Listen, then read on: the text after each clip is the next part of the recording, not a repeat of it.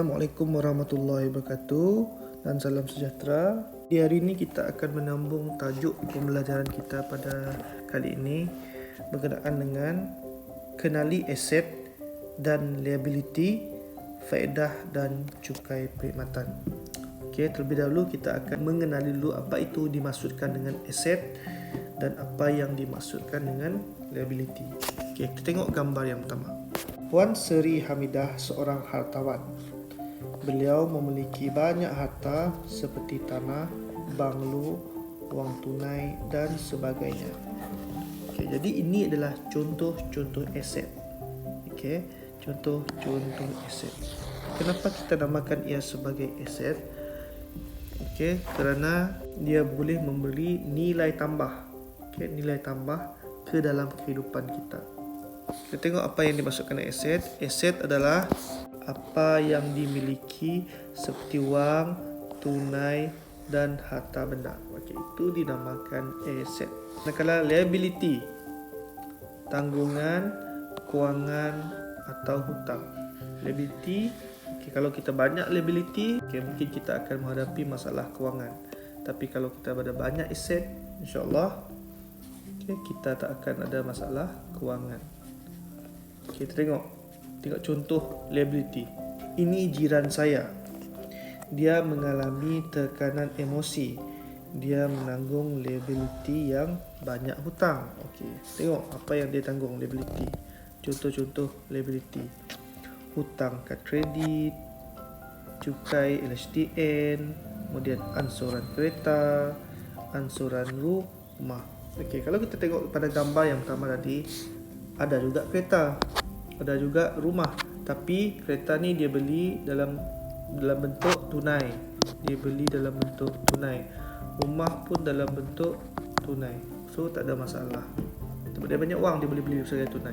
Manakala kalau kita tak mampu untuk membeli secara tunai, kita akan membeli secara ansuran. Jadi ansuran ni, ansuran rumah, ansuran kereta, itu kita anggap sebagai liability. Okay, liability itu tanggungan. Okay, makin banyak liability, makin banyaklah yang kita perlu bayar setiap bulan. Okay, jadi kita tengok contoh yang pertama. Jadual di bawah menunjukkan aset dan liability Encik Latif, Encik Faris. Pendapatan tahunan mereka adalah sama, iaitu RM51,000. Okay. Jadi kita tengok untuk jadual aset dan liability Encik Latif terlebih dahulu. Pendapatan Encik Latif. Okey, pendapatan Encik Latif RM51,000. Okey, rumah RM90,000. Ini aset sebab dia tak bayar insurans, dah habis bayar. Simpanan tetap dia ada RM30,000, kemudian kereta RM40,000. Ini adalah aset. Manakala liability dia, kita tengok pinjaman perumahan RM60,000, pinjaman kereta RM20,000, pinjaman pelajaran RM18,000. Okay, manakala ini adalah liability. Kemudian kita tengok pula senarai aset dan liability untuk Encik Faris. Okay, Encik Faris gaji dia sama juga RM51,000. Okay, rumah dia sama, aset RM90,000, simpanan tetap RM10,000, manakala kereta RM20,000. Okay, tengok liability dia pula. Pinjaman perubahan RM30,000, pinjaman kereta RM10,000, pinjaman pelajaran RM15,000, manakala hutang kredit RM5,000. Okey. Soalan. Jumlah aset dan liability Encik Latif dan Encik Faris. Siapakah yang mempunyai aset dan liability yang lebih?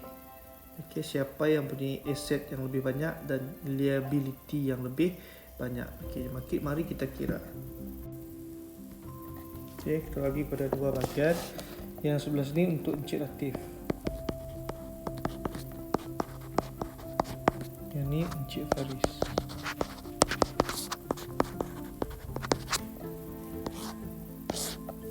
Okey, Encik Latif. Kita tengok Encik Latif, aset dia. Kita kira aset dia dulu. Aset kita ada RM90,000. tambah 30.000 tambah 1 persatu sifar tambah 3 12, kemudian tambah lagi kereta 40.000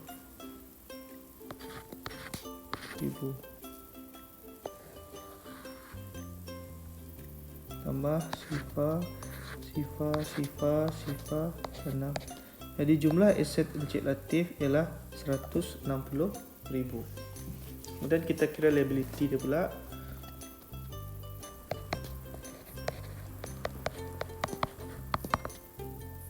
Liability 60.000 tambah 20.000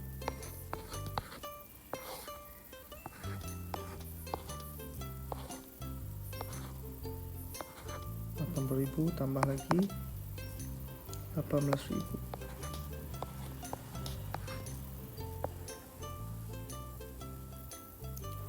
Sifar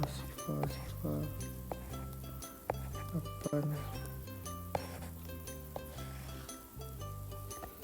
Jadi liability untuk Encik Latif ialah 98.000. Okey, manakala untuk Encik Faris, tengok kita kira untuk aset dia dulu.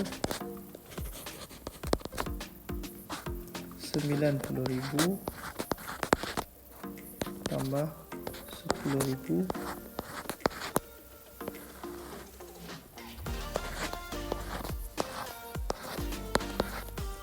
dan tambah lagi dengan 20.000.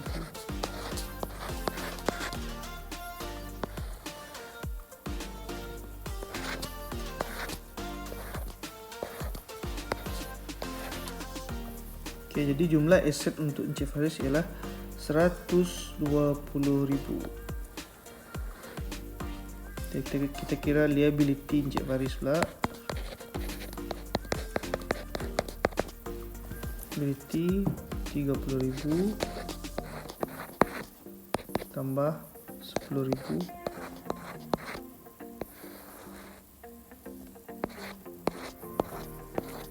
3/4 tambah lagi dengan 15.000 pinjaman pelajaran sifar tambah lagi dengan hutang kredit 5.000.